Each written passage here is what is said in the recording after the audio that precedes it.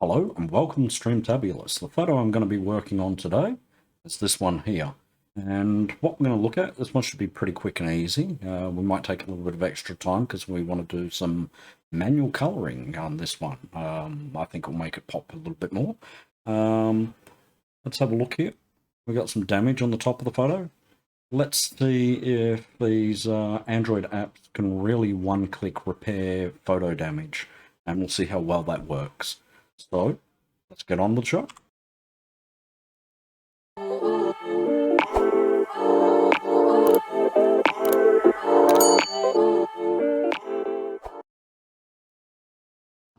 The first app I want to open this up with is Pixay Pro because it's got some information on the bottom of it, and I just want to crop it and clean it up before we run it through anything. So we'll go into Pixay Pro, we'll get image, which will open up my gallery, so we'll just blur that off for a moment. We'll get the photo, open it up at the highest resolution as always, and come over to adjust at the bottom here. We're going to do crop and straighten. We'll bring that crop up. There's a bit of a white line there, so we'll crop that out as well. So we're going to have to go up just where that arm line is. Come down at the top here. Just a little bit of a tilt, straighten it out. There we go. Using the little top line where it's a little bit dark coming across the top of it to give me the level to see how straight that is. There we go. We have the arm in the bottom corner there, but I might just crop that and clean it out. So just go back into that.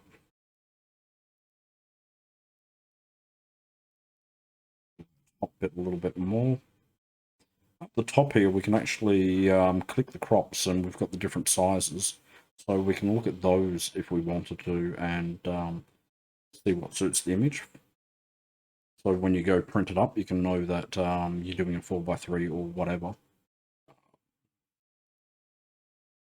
Do I want to use that tool?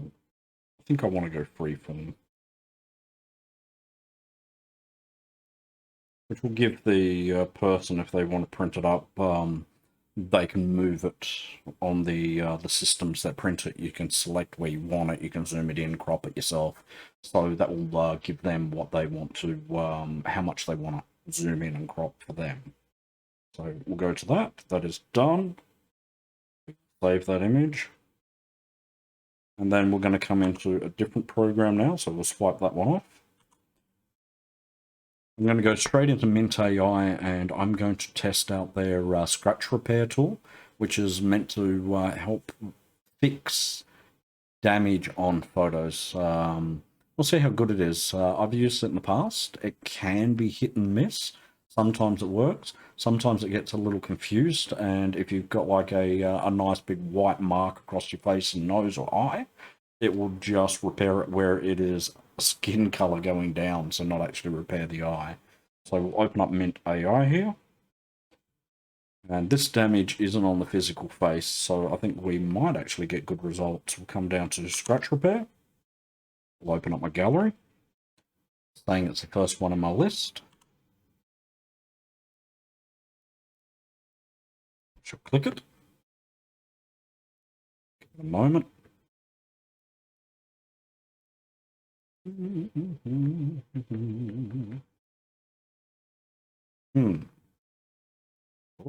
yes, yes. Not bad. That's a yes, that definitely did it. So we will save that image, download successful, always watch for that. We'll swipe this off. Will we swipe this off?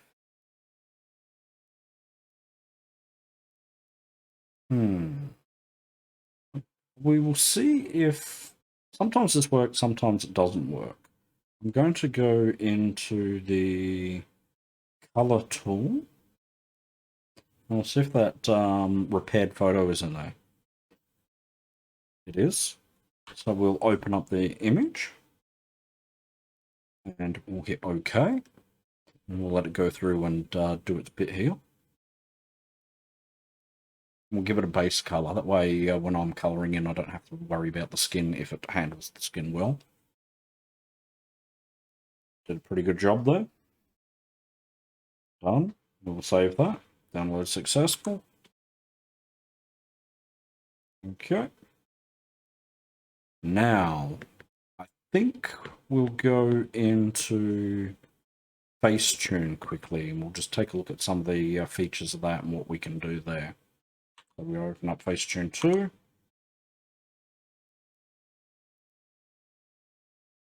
Find that photo. Open the photo up. Have a look here. What do we got? I want to look at that top. Now, I want to manually color this top today, but what I want to do is see if we can't just bring out some of the details. Because we can see here that, yeah, that's... It could be damage on the photo. It might have been picking up some of that fabric, but that looks like a it would make a nice fabric pattern to me. So what I'll do is I'll increase that a little bit, drag that back so it's darker. I'm thinking of going for dark blue for this one. Okay. Done. I'm happy with that. Down here. This might, I'll try this. I'm going to smudge this out. Smudge it, but I'm going to see if it will repair that, because that looks like a bit of damage. That looks better. This line running down here. Let's see what we can do there. Done. This tool is hit and miss. But it is working okay for what we want here. So we're just cleaning up this image. Perfect. Through. I think it looks like it might not have been on there.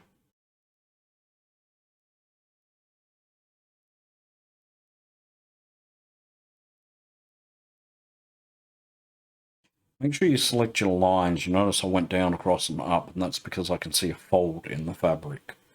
I don't want to destroy or remove that fold. It's the same when you see shadow colors. Try to stick in the block of the color, like you'll see here, that color, and you'll see there's a slightly different color underneath it. I want to keep that because it's giving that light effect across the image. And it looks much lighter on my screen here than it does on the phone here.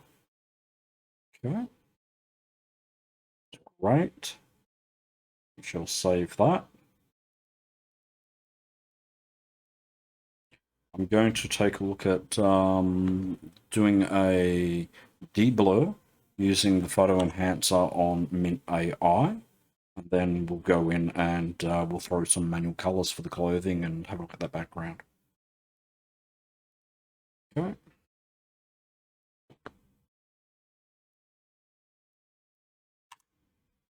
See this? I've opened up the photo.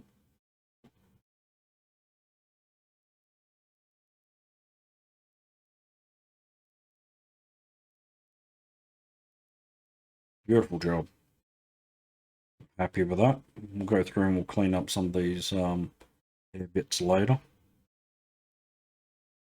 Save that. Download successful.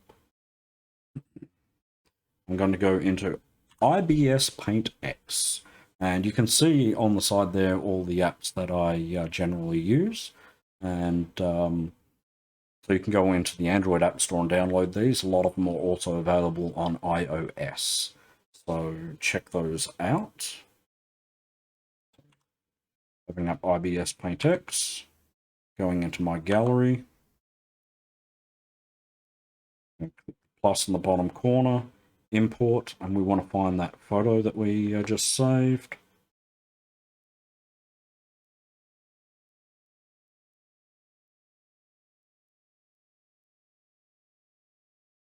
I believe that is it. Have a look. Yep. That's the photo there. Now we're going to create 2 layers. I'm going to select a color, and I think this is going to look great with a blue, so I'm going to select a dark blue first. And then I'm going to color the top in as a block. Now I haven't selected what I want to do with the layer yet, and we're going to do that after. What we'll do is we'll play with it and see what works the best. So let's go through.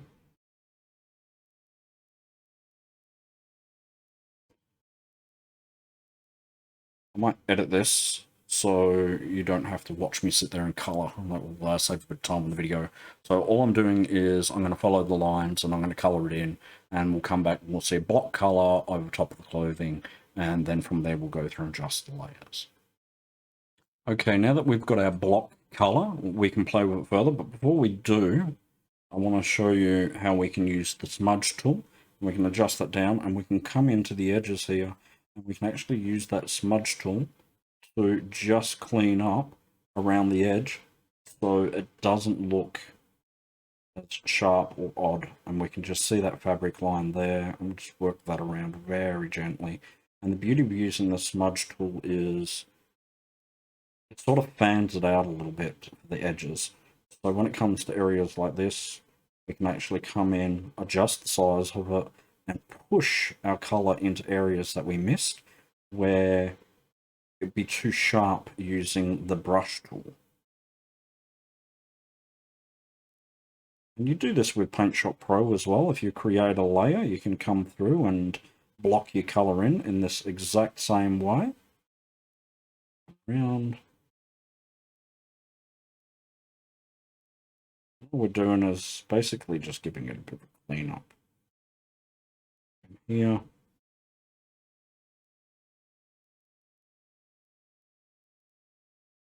Larger. Loosen.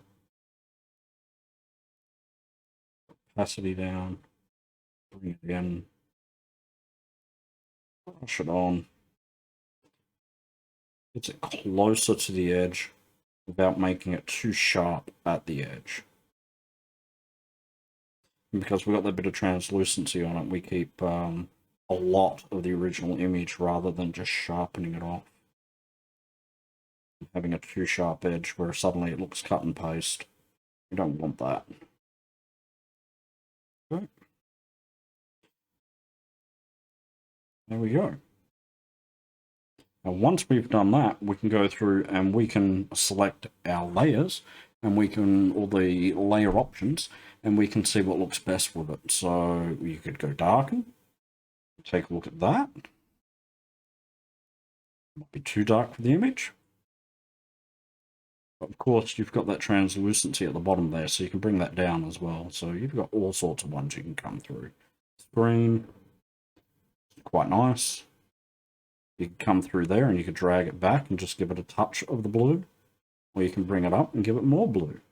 And that sort of brings out a lot of that fabric as well, which isn't bad. So, dodge, linear, lighter color. We'll go back up to that darken for a split second. We'll just take a look at that one. It could be too dark. Bring it down. It's not bad. I don't mind that. All right, we're gonna go with that one. Now we're gonna create another layer. Do the 1, 2, miss a few, and just skip forward. But what we're gonna do is we're gonna do that background in a blue, but I want a different blue. Something light, which will bring the subject together, so you'll have that background, but we don't want it at the point where that background is clashing with the clothing. So you can either go a different color and leave it as a gray, or you could put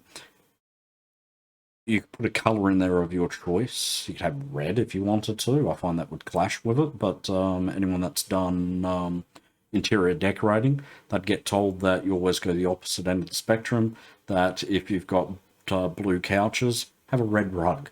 Not my taste. But in this case, what we're going to do is we're just going to go for a light blue. So we go back to our brush, and we're going to color in, and we're going to use that same trick around the hairline. We'll use the smudge tool where the clothes and the hairline are to bring it in. So we'll skip forward and you'll see this as a block color, and then we'll go through and we'll do the layers. Okay, we have our block color. I'm just tidying up around the edges now where I'm using the smudge tool, and I'm just doing that opacity down a bit and choosing my tool size, and we're coming through. And we can see here we did the clothing layer first. So what we can actually do is we can come in here and move our clothing layer up. That way when we're pushing down on our background color layer, the clothing one is above it, which will help reduce any lightening on the actual clothing. But we still don't want to go onto the clothing too much, which is why we're using the opacity, so it's got more translucency to it. So it just sort of feathers in. And it doesn't have to be perfect because we're blending this with the back. So now we've done that, we can go through and we can choose one of our options, and we can just find out what one that we feel looks best, and we can adjust down here for the opacity. Multiply actually looks really good on this one. Come down and find where we want it to sit. I think that's going to look great, the shadow on it. You're probably not seeing it as well as what I've got here. Okay, that doesn't look right on camera's hot garbage would be the word for its color accuracy. This is a nice dark sort of navy tone that I've got on the top, and we have a nice bright vibrant soft blue on the back there. Looks more of grey blue on the monitor I'm using. It may look different on your device. So I'm very happy with that. And we'll come in, and what we'll do is we'll go into that background. I noticed when I was coming through, you can see little areas here where it's been missed when we've been doing the repair. So we can come through with that same smudge system, the opacity down, and we can just give that a clean off. And because it's behind the image and the colors there, it just makes it a little bit easier to clean off. Backgrounds like this are great to work with. That marble sort of look to it. I absolutely love it. Oh, this was taken with a Polaroid. I wonder if they had a home studio that they might have set up. This day and age, we'd use green screens or something like that, and then replace the background later on in many different ways. Now that is definitely the hair separating where you're seeing the skin underneath, but it will look better if we fill in the hair. So what we're going to do is pull down to make hair, brush it in to fill it. Okay. And we can choose how much you want to fill it or not fill it, and how dark you want to bring it in. Come down there, go bigger there. A little bit of an overlay, darken it out. Okay. So now it looks like there's more hair covering that one little section. Okay, we're happy with that, so we can save this one off. And we are pretty much done with this. There's a brooch that was removed during the repair. We're going to quickly put that back. And then we'll add the vintage shadow on it using Pixade Pro. And from there, we'll be finished. So we'll save that as a JPEG. I'm going to come into Pixade Pro quickly. I'm going to add that brooch back. Try to add that brooch back. So open up. Oh, that'll do it. That's the original. We're going to come into effects. We're going to go insert picture. Go to images. Find where that last one exported to, which is under pictures. There. We'll put that over top. We will apply that. Change the blend so I can find where that brooch is. Brooch there. We use the eraser tool and we will put that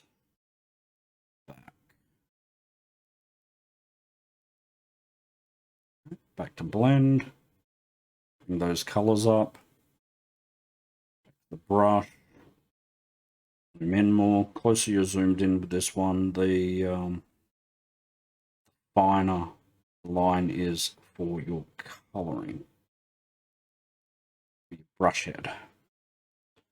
Okay, that is the brooch back on. So we'll save that. Don't need the cutout. We'll go to effects now, and we're just going to come down to my favorite vintage shadow, which is it just sort of enhances the image, I find. You can choose whichever size or darkness that you want. I like a fairly dark outline to it, and we'll save that. And that is a quick and easy one. So yeah, don't forget, join the Facebook group, post your photos on there. I'm a huge fan of doing portraits. They're my go-to just because I find they're a little bit faster and easier for me to do, and I really like the way it brings it out to look like a new recent photo. So they're my favorite. Post those up and I'll take a crack at fixing what I can.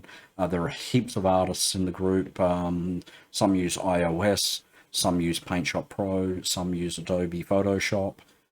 So there's lots of people working on photos that have their strong suits in different areas. Some of them are really great at manually rebuilding faces.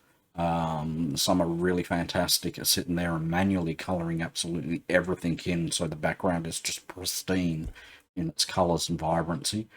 So yeah, get on and make sure you join that Facebook group, which I am trying to grow to get the message out that anyone can do it, that you can post on there, or you can ask questions to learn how to do it yourself, and try to stop those scammers charging big money for photo restorations that are now done very quickly and very easily. And it'd also be great if you could, of course, subscribe to the channel, and get the notifications on to see more of these tutorials. But yeah, definitely hit the like button. I'd like to see those likes grow. I'm getting people watch the videos and getting some feedback through Facebook that is very helpful.